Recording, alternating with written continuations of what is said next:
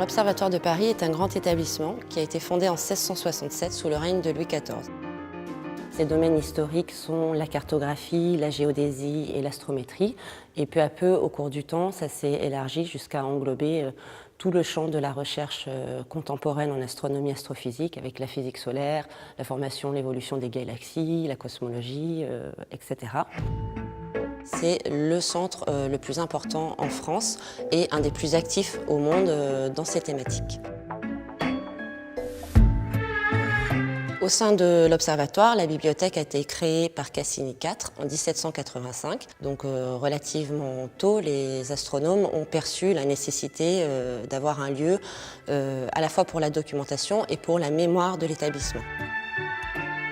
Les astronomes de l'établissement sont très attachés à leur bibliothèque et au patrimoine qu'elle conserve et régulièrement ils viennent eux-mêmes travailler sur les collections et entreprendre des études historiques, à l'instar de James Lequeux par exemple, que nous accueillons fréquemment à la bibliothèque.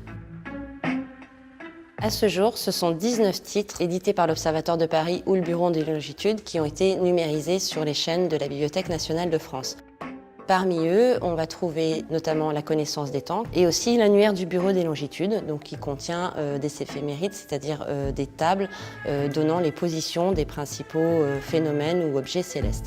On trouve aussi des titres plus classiques, c'est le cas du Bulletin astronomique, qui est un titre très important et qui est l'ancêtre de la revue Astronomic and Astrophysics, qui est aujourd'hui une des revues les plus importantes du domaine.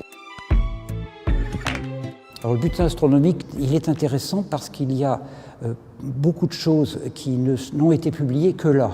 En particulier, j'ai repéré un des articles d'un astronome de l'Observatoire du début du 19e siècle, Charles Nordman, qui était complètement oublié et qui pourtant a fait un travail fondamental.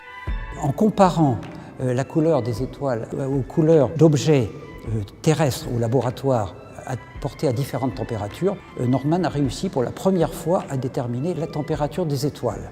Grâce à ces articles qui sont maintenant accessibles, on devrait pouvoir le réhabiliter.